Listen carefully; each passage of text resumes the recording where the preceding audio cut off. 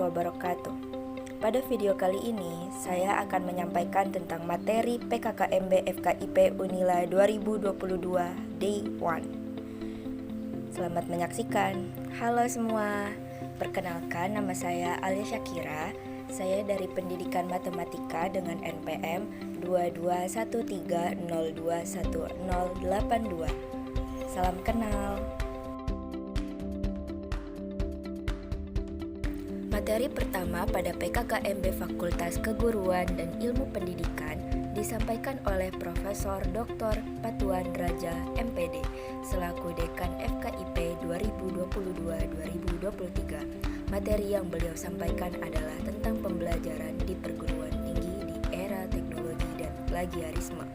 Berikut ini merupakan poin-poin penting yang saya tangkap dari materi yang telah beliau sampaikan pagi tadi. Poin pertama yang beliau sampaikan adalah pembelajaran saat di sekolah menengah dengan perguruan tinggi itu sangat berbeda. Ada dua penilaian, yaitu kognitif dan sikap. Yang kedua, beliau menyampaikan bahwa jangan berharap dosen akan memperlakukan kita seperti guru memperlakukan kita saat kita sekolah dulu. Itu berbeda. Dosen akan menganggap kita sudah dewasa, sudah sangat mandiri. Lalu beliau juga menyampaikan pentingnya mengikuti organisasi saat kuliah. Beliau berkata, jangan hanya akademik, tetapi organisasi juga. Organisasi perlu dipertimbangkan untuk dilakukan. Poin ketiga, beliau juga menyampaikan tentang plagiarisme. Plagiarisme merupakan pencurian ataupun mengakui hak orang lain. Itu tidak boleh dilakukan, jahat dan ada hukumannya. Kita harus memperhatikan ini agar kita tidak melakukannya, baik secara sengaja maupun tidak sengaja. Dan poin yang terakhir, tips dari beliau adalah ketika kita mengerjakan tugas paper, makalah, ataupun skripsi, saat kita selesai membaca file-file sumber, kita harus menutup semua file tersebut dan hanya membuka file kita yang sedang kita kerjakan saja. Hal itu dapat mencegah terjadinya plagiarisme. Materi kedua pada PKKMB Fakultas Keguruan dan Ilmu Pendidikan disampaikan oleh Profesor Dr. Sanyono MSI, mewakili Wakil Dekan yang tidak datang. Materi yang beliau sampaikan adalah tentang sistem perkuliahan dan bimbingan akademik. Berikut ini merupakan poin-poin penting yang saya dapatkan dari materi yang telah beliau sampaikan tadi pagi.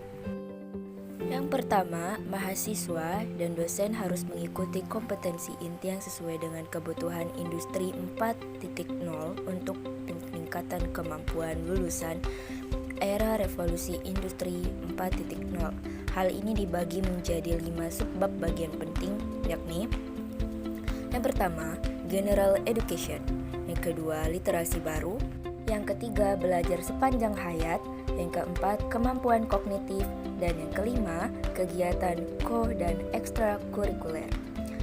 Poin kedua, literasi baru ada 3 jenis, yaitu literasi data, literasi teknologi, dan literasi manusia. Poin ketiga, kuliah adalah investasi masa depan. Musuh utama kita adalah malas.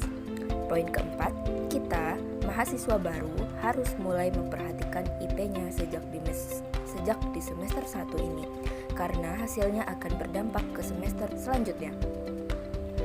Lalu yang terakhir, beliau meminta Ketua BEM FKIP, Ahmad Ridwan S., untuk menyampaikan testimoni selaku aktivis kampus tentang keuntungan atau manfaat bagi mahasiswa yang mengikuti organisasi dan yang tidak.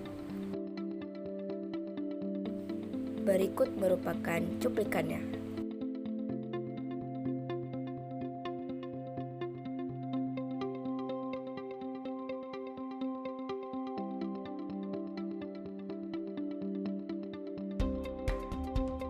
Materi ketiga pada PKKMB Fakultas Keguruan dan Ilmu Pendidikan disampaikan oleh Dr. Randa Supriyadi, MPD, selaku Wakil Dekan Bidang Umum dan Keuangan FKIP 2022-2023. Poin pertama, beliau menyampaikan tentang fasilitas untuk mahasiswa.